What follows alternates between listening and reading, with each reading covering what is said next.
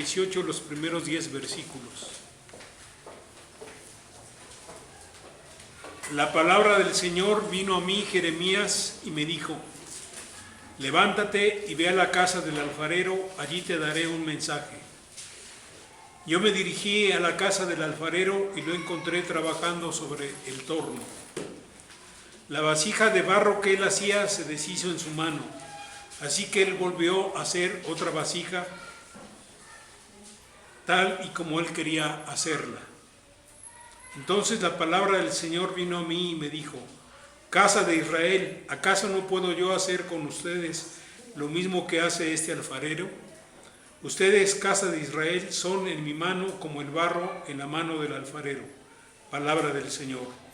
En cualquier momento puedo decir de algún pueblo o reino que lo voy a arrancar, derribar o destruir.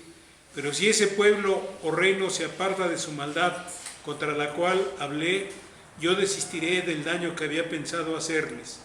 En cualquier momento puedo también decir de algún pueblo o reino que lo voy a edificar y plantar, pero si ese pueblo o reino hace lo malo ante mis ojos y no me obedece, yo dejaré de hacerles el bien que había pensado hacerles. Llegamos finalmente a un pasaje en el libro del profeta Jeremías bastante sugerente, bastante rico, pero también importante señalar que el capítulo 18 no es sin el capítulo 19, donde justamente en el capítulo 19 sucede todo lo contrario de lo que está pasando aquí en el capítulo 18. Dios trabaja meticulosamente, Dios nos invita a hacer lo mismo. Para ello necesitamos estar atentos, para ello necesitamos ser pacientes, para ello necesitamos ser meticulosos como Él. Necesitamos entender las rutas que Él utiliza para mostrarse y para mostrarnos su voluntad. Hasta ahora hemos visto a Dios como un Dios dolido, como un Dios lastimado, como un Dios contrariado, como un Dios sacudido, como un Dios incómodo, como un Dios sorprendido, como un Dios contrariado por el pecado e infidelidad de su pueblo. Dios expresa y ha expresado su pesar, su dolor, porque nuestra infidelidad le afecta, le lastima, porque para Él nuestra infidelidad es traición amorosa, es conducta que muestra nuestra depravación. Para que nosotros logremos entender cómo le afecta nuestra conducta, Él se vale del lenguaje sexual. Nuestro pecado para Él es traición amorosa. Nuestro pecado para Él es infidelidad. Nuestro pecado para Él es dolor en el corazón. Nuestro pecado para Él es afectación profunda. Nuestro pecado para Él es sacudida de la confianza. Nuestro pecado para Él es pérdida de la intimidad. Nuestro pecado afecta íntimamente a Dios. Le duele nuestra condición, le duele nuestra actitud, le duele nuestra desobediencia, le duele nuestra infidelidad, le duelen nuestras pequeñas inconsistencias. Somos inconsistentes, infieles, descuidados, lejanos, ajenos, extraños, dañinos, traidores, inconstantes, insensibles, débiles. Todo eso le lastima. Sufre, se enoja, reflexiona, denuncia, indica consecuencias. Dios denuncia mi insensatez, Dios denuncia mi insensibilidad, Dios denuncia mi inconsistencia. 2. Dios denuncia mis sesgos, mis descuidos, aquellos detalles con que suelo indicarle que no le amo, cuando suelo indicarle que no le conozco, cuando suelo decirle que realmente no me inquieta qué le pase a él. Eso le lastima profundamente, que yo sea descuidado en el vínculo que tengo con él, en la comunión que debo cultivar. Esto es, que yo sea desleal en la relación que debo construir con él. Por eso Dios a lo largo de estos capítulos anteriores ha estado hablando severamente, y lo ha hecho no solamente severa, sino también seriamente, indicándonos una y otra vez cuál es el castigo y cuáles serán los pagos de que yo seré objeto a causa de mi desobediencia. Dios sabe que en su anuncio también está presente su carácter duro. Dios sabe que en su anuncio está presente su carácter severo. Dios sabe que en su anuncio está también presente su carácter inflexible, pero así como está presente su carácter duro, severo e inflexible, está presente, y lo hemos señalado una y otra vez en el libro de Jeremías, su carácter misericordioso, porque eso es. Dios es un Dios que se duele, pero es también un Dios misericordioso. Es un Dios que se duele, pero es también un Dios cuidadoso. Por eso le pide a su profeta y le dice: levántate y desciende a la alfarería, por favor, según dice la Biblia de Jerusalén. Dios quiere que el profeta aprenda y enseñe, que Él es cuidadoso, que Él es detallista, que Él es meticuloso, que Él trabaja cada día, que Él trabaja cada instante y que Él está presente en la tarea de todo constructor, en la tarea de todo artesano, en la tarea de cada trabajador diligente. ¿Por qué? Porque Dios quiere que Jeremías tenga para nosotros una imagen de que Dios, el Dios que habla severo, el Dios que habla justo, el Dios que habla duro, es Dios constante, es Dios diligente, es Dios meticuloso, es Dios visionario, es Dios siempre atento, es Dios siempre dispuesto, es Dios paciente, es Dios convencido, es Dios comprometido con nuestra salvación. Por eso Dios le dice: por favor, ve a casa del alfarero y ve todo lo que él está haciendo mientras trabaja, porque Dios quiere que Jeremías entienda que hay muchas lecciones que podemos aprender si observamos adecuadamente. Yo, mientras preparaba este sermón, recordé a un pensador que es un pensador muy influyente en el siglo XX, que es el francés Edgar Morin, que tiene por ahí en uno de sus libros, él es el fundador de lo que se conoce en la actualidad como el pensamiento complejo. Edgar Morin tiene en uno de sus libros una reflexión profunda sobre la gran crisis y la gran circunstancia del planeta, que él le llama caósmosis, al tipo de cambio transformacional que estamos viviendo como planeta. Me llama la atención porque él, en medio de su discurso, que es un discurso muy duro, muy realista, muy fuerte, utiliza la figura gusano, crisálida, mariposa. Y nos dice: la vida está realmente amenazada en el planeta, la vida está realmente amenazada en el cosmos, pero no olvidemos que de manera cotidiana tenemos la posibilidad de ver al gusano, a la crisálida y a la mariposa. Esto es, un Señor que tiene la capacidad de ver lo que puede pasar en este planeta si seguimos descuidándolo, si seguimos peleando entre nosotros, es capaz de ver en ese pequeño detalle la renovación de la vida, cómo Dios ha hecho posible que los seres humanos podamos reflexionar en la transformación de lo cotidiano, y a partir de lo cotidiano podamos ver a Dios haciendo cosas nuevas. Justamente es lo que el Señor le permite a Jeremías cuando le dice: por favor, vete a la casa del alfarero y ahí observa lo que él está haciendo en el torno, porque yo quiero que tú aprendas una lección. Primero, que veas que yo estoy presente en cada trabajador, lo primero. Segundo, que veas que mi carácter de Dios creador, que figura cosas, que prepara cosas, que anticipa cosas, se presenta en cada persona que se emprende la tarea cotidiana, se levanta temprano, prepara todo lo que necesita de sus enseres para poder hacer la tarea que tiene que hacer. Y en este caso es muy interesante que el Señor manda a Jeremías a que se vaya hasta el sur de Israel, donde estaban concentrados todos los alfareros, y que busque específicamente un taller donde él tiene que meterse y tiene que descubrir específicamente lo que Dios quiere enseñarle a él, para que él a su vez se lo enseñe al pueblo, para que el pueblo entienda. Esto es para que cada uno de nosotros entienda que Dios nos da infinidad de lecciones en la vida diaria. Esto es, Dios quiere que mientras Jeremías ve al alfarero, Jeremías descubra que Dios es Dios constante, que Dios es Dios diligente, que Dios es Dios meticuloso, que Dios es Dios visionario, que Dios es Dios siempre atento, que Dios es Dios siempre dispuesto, que Dios es Dios paciente, que Dios es Dios convencido, que Dios es Dios comprometido con aquello que se ha propuesto. Justamente por eso le dice: quiero que veas por favor lo que trabaja con sus manos el artesano.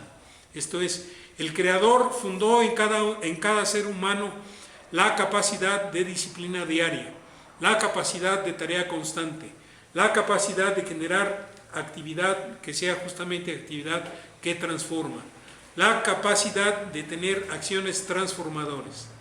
Y es justamente aquí cuando el Señor le pide a Jeremías que esté atento, porque yo quiero que vayas, que observes, y entonces cuando vayas y observes y entiendas lo que yo estoy haciendo de manera cotidiana, que por favor te prepares, porque entonces ahí, cuando tú aprendas la lección, yo voy a hablar mis palabras, y entonces Dios le dice a Jeremías, ¿estás dispuesto a ir ahí a casa del alfarero y a escuchar lo que yo quiero decirte? Y esto es muy importante, porque cuando Dios elige momentos cotidianos para hablarnos, cuando Dios nos pone cerca de una persona afligida o de una persona que reflexiona profundamente desde su condición y nos quiere enseñar algo, quiere que nosotros aprendamos efectivamente de la vida y la calidad de vida y el estilo de vida de la persona que en ese momento estamos teniendo oportunidad de escuchar, de mirar, de observar, de sentir, para que entonces estemos dispuestos después a escucharle a Él. ¿Qué me enseña, Señor, en esta persona que tiene una queja? Este viernes pasado me tocó, por razones de circunstancia cotidiana, viajar en el Metrobús y pasarme 14 estaciones, porque generalmente desde mi accidente yo viajo en la sección de mujeres. Entonces de repente me toca en un horario muy complejo, y una muchacha que estaba a 3 pasos de mí sacó un seguro, de estos seguros, porque me supuso que era yo un agresor, y lo tenía en la mano por si yo me acercaba en cualquier momento, ella me iba a pinchar. Yo dije, no me voy a arriesgar, no tengo necesidad, yo prefiero irme las 14 estaciones, me bajo cuando ella ya se haya bajado y me regreso. Y fue lo que hice. En ese transcurso de 14 estaciones de más que recorrí, no solamente vi esta parte de defensa de esta muchacha, que estaba ella y desde luego cuidando a su hermana menor, y me hizo pensar en la condición de muchas mujeres que viajan y son agredidas efectivamente y vejadas en el transporte público. También me dio el Señor oportunidad de escuchar a tres trabajadoras que venían saliendo de la jornada con la queja de lo que significa el capataz, lo que significa las jornadas intensas, terribles, y la poca paga. Yo dije, Señor, qué terrible condición de estas personas, que no hayan felicidad aún teniendo trabajo, que no hayan felicidad aún teniendo un ingreso permanente, seguro, etcétera, etcétera. No puede disfrutar la capacidad que le has dado de manufacturar, de trabajar con sus manos y ver que tú, Dios creador, le diste esa riqueza y para que ella se sienta completa como persona. Y entonces, otra vez, Dios me invita a mirar, y Dios me invita, después de mirar, a escuchar sus palabras. Y es lo que Dios le dice: después de que tú veas a este hombre trabajando en el torno, yo te voy a hacer oír mis palabras. Y por eso la pregunta, ¿estamos dispuestos a ir a observar lo que Dios quiere que observemos y a escuchar lo que Dios quiere decirnos? ¿Estoy yo dispuesto a hacerme la pregunta, ¿qué me está invitando Dios a creer? ¿Qué me está invitando Dios a mirar? ¿Qué me está invitando Dios a observar cada día para escucharle a Él? ¿Qué es lo que Dios me pide? ¿Cómo me habla Dios en quienes trabajan de noche y mantienen las cosas en funcionamiento? ¿Cómo me habla de Dios? ¿Cómo me enseña en el trabajador diligente que vigila no falte nada para que yo inicie mi actividad? Porque yo me levanto y hay energía eléctrica, yo me levanto y el transporte público está circulando, yo me levanto y hay agua, ¿no es cierto? Y hay alguien que se preocupa porque yo tenga todo eso. ¿Qué me enseña Dios cuando yo veo todo eso? Que me puedo levantar y puedo contar con esos servicios. Que Dios que es precavido, ¿no es cierto? Que Dios da la vida, pero también garantiza que la vida se desarrolla. Eso me enseña. ¿Cómo es que Dios quiere que yo lo observe a Él en la queja y en el dolor del pobre? ¿Cómo es que Dios quiere que yo aprenda del dirigente? ¿Cómo es que Dios quiere que yo aprenda de la persona que se siente satisfecha y es autocomplaciente? Esto es, porque hay personas que dicen, yo no necesito ni a Dios, ¿no es cierto? Dicen, yo no necesito a Dios, Dios no me hace falta. Y algo me quiere enseñar el Señor a mí ahí también. Y eso es muy interesante, porque cuando Jeremías da testimonio dice, bajé a la alfarería y he aquí que el alfarero estaba haciendo un trabajo en el torno. Dios llama al profeta para que vea a un hombre ocupado, a un hombre dedicado, a un hombre concentrado, a un hombre encaminado, a un hombre centrado en su tarea. ¿Por qué? Porque Dios quiere justamente que nosotros aprendamos que Él es Dios ocupado, Él es Dios dedicado, Él es Dios concentrado, Él es Dios encaminado en su tarea. Por eso es muy interesante que en estas alturas del relato del capítulo 18 el profeta tenga la paciencia de subrayar dos aspectos. Por un lado, el trabajo, esto es al trabajador diligente, al trabajador ahí ya en su puesto de trabajo, trabajando con el torno, y justamente también que nosotros seamos capaces de ver el resultado de ese trabajo. La Biblia de Jerusalén destaca en ese momento que cuando Jeremías ve al alfarero trabajando, lo que él hacía era un cacharro, dice la Biblia de Jerusalén. Un cacharro que se estropea en manos del alfarero. Y es muy interesante que se utilice esta figura de cacharro, porque obviamente de lo que se trata es que el cacharro no se sienta más de lo que es. Es un cacharro, es un objeto de poco valor, digamos. No se habla con desdén simplemente de un objeto que es útil, que es necesario, pero que tampoco vale oro. Y es muy interesante que el traductor en ese sentido haya decidido utilizar no el concepto vasija, sino el concepto cacharro que se estropea estando en manos del orfebre. Y justamente lo que llama la atención del pasaje es que sí es cierto que se estropea el cacharro, pero también es cierto que el artesano no desiste de seguir trabajando. El artesano se levanta temprano, el artesano prepara su material, el artesano inicia su tarea, el artesano comienza a trabajar teniendo en mente un proyecto, anticipando una ruta, esperando un resultado. Y Dios permite precisamente eso para que el orfebre, que espera un resultado, sea un factor que nos permita a nosotros entender la sencillez con que Él se vincula con nosotros. Y es muy importante porque cuando el orfebre está buscando un producto final y este no se alcanza a elaborar, el artesano no abandona al producto, al contrario. Dice la lección que aprende Jeremías que el artesano vuelve a comenzar. Diríamos nosotros hoy, son gajes del oficio. El artesano sabe que la obra que él está realizando tiene que terminarse. Él vive de vender cada pieza que elabora. Entonces imagínense que el Señor le muestra eso a Jeremías. Le muestra a Jeremías, el artesano tiene claro que tiene que producir, tiene que elaborar. Si no lo tiene claro, en cualquier momento desiste. Pero si desiste, no come. Si desiste, no hay dinero para la familia. Si desiste, no hay manera de que ustedes entiendan lo que yo quiero que entiendan. Y Jeremías da testimonio. El cacharro se trastornó, se descompuso, se desbarató en las manos del orfebre. ¿Qué hizo el orfebre? El orfebre volvió a empezar. No se dice que se enojó, no se dice que haya maldicho el proceso, no se ha dicho que él se haya autoflagelado, pero qué torpe soy, ¿cómo me pasa a mí esto? Más bien volvió a empezar.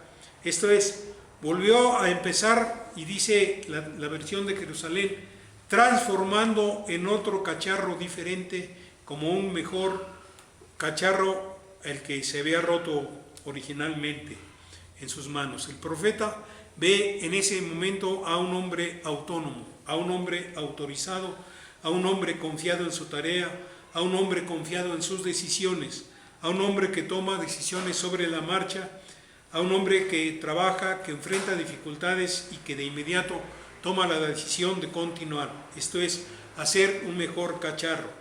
En ese momento entonces es cuando el Señor le habla al profeta.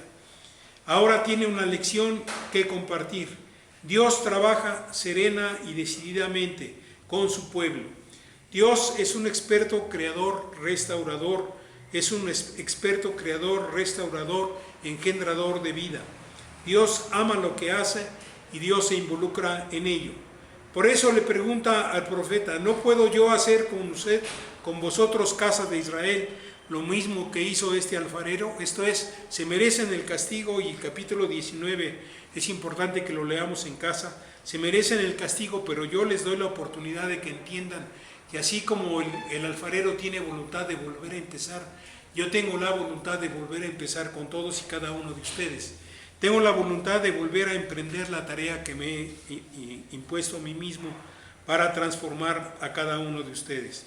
Y entonces el Señor le dice a Jeremías, dile por favor que a mí me interesa que mi pueblo reflexione lo primero, que están en mis manos. Esto es, Hace 15 días veíamos, hace 3 semanas veíamos con Tito que estamos formando parte de la obra del lavacro, de la regeneración del Espíritu Santo. Y esto es, el Señor le dice a Jeremías, la obra del lavacro, de la regeneración es mía. La obra del lavacro, de la regeneración depende totalmente de mí. Si la denuncia de mi pecado me abruma, si la denuncia de mi pecado me espanta, si la denuncia de mi pecado me paraliza, Él me recuerda que Él está en control. ¿Por qué? Mucho antes de que que se estropeara mi fe, mucho antes de que se estropeara mi fidelidad, mucho antes de que se estropeara mi obediencia, mucho antes de que cayera en el pozo de la desesperación o en el pozo del razonamiento infructuoso, antes que me inundara la angustia o que me arrastrara la actitud indolente de mi generación, o que me llenara de la desilusión por la vida de mis líderes, antes de todo eso, Él había comenzado su obra en mí. Es lo que Él quiere que aprenda Jeremías. Antes que yo abandonase el lenguaje de Canaán, antes de que yo dejara de ver a las personas como mis hermanos y como mis prójimos, Él venía trabajando en mí. Por eso, Él quiere que yo vea a mi prójimo como Él lo ve. Él quiere que yo entienda la obra que Él hace como Él la entiende. Esto es, que yo vea que efectivamente Dios es como el alfarero, que tiene claro cada día que está trabajando en mi vida, cada día que está trabajando en mi alma, cada día que está trabajando en mi voluntad, en mi capacidad de obedecer, en mi capacidad de disciplinarme para aprender de Él, para buscar de Él, para abrevar en su palabra, para abrevar en la oración, para pedir que mi carácter sea transformado. Él quiere que yo tenga claro que depende de Él íntegramente. Y eso es lo que Dios le pidió a Jeremías que observara. Antes de que yo convirtiera el cuerpo de Cristo en una comunidad homogénea, esto es, antes de que yo pensara que en la iglesia solo me debo juntar con quienes me llevo, porque hay veces que hemos hecho eso en las iglesias, que solo nos llevamos con quienes nos caen bien o con quienes comparten ciertos gustos con nosotros, ¿no es cierto? Y entonces hacemos a un lado a otros hermanos. No me olvido y les he compartido el testimonio de unos hermanos que me convidaban a una iglesia acá en Ciudad Satélite. Y ellos son sabatistas, los hermanos. Terminábamos las reuniones de los sábados, que era cuando me convidaban a predicar. En alguna ocasión, como normalmente pasa en los templos, ¿no? Termina la reunión y terminando la reunión hay una vendimia. Hay hermanos que ofrecen algunos productos y que estaban unos hermanos pobres que decían, no, ya se van los ricos a Ciudad Satélite.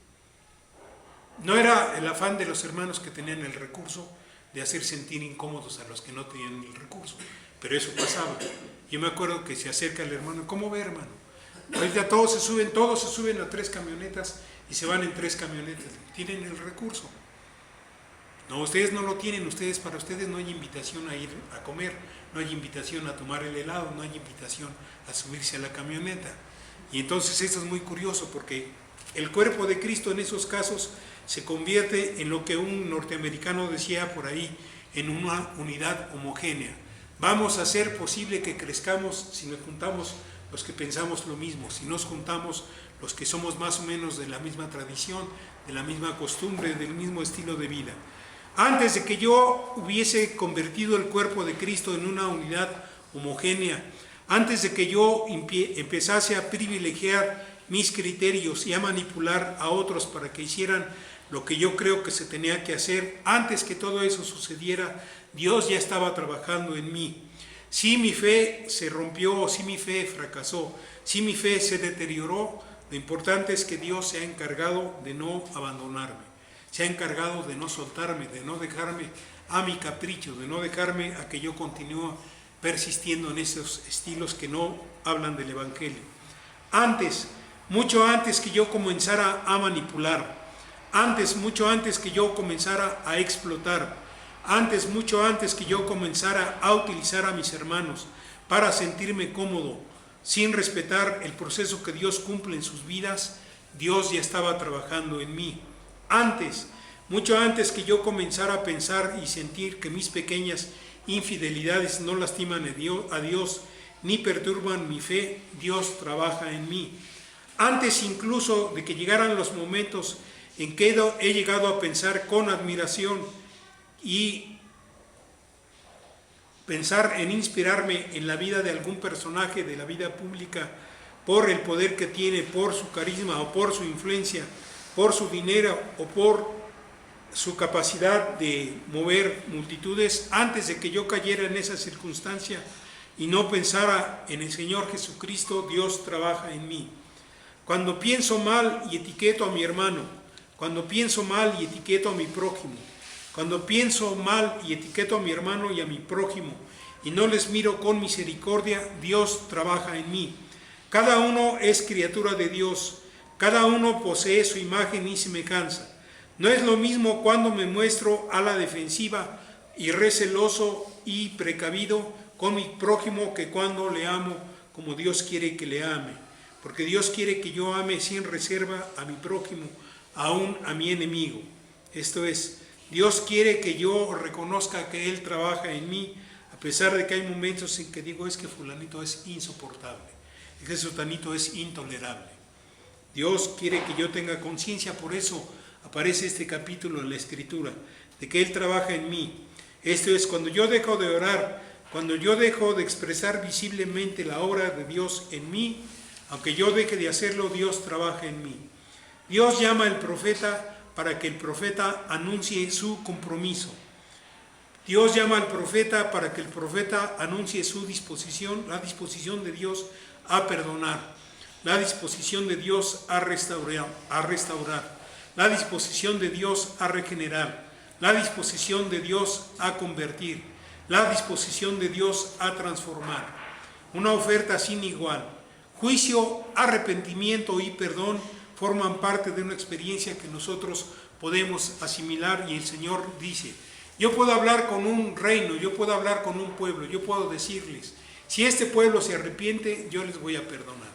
Si este pueblo no se arrepiente, obviamente yo les voy a castigar. Esto es Dios, que es Dios duro en su juicio, Dios que es firme en su actitud, Dios que es directo, Dios que es inmutable, Dios que es severo, es también Dios que tiene la posibilidad de que yo entienda que su amonestación es para que yo me arrepienta, de que su amonestación es para que yo me reconcilie con Él, para que yo busque recomponer la comunión que he perdido.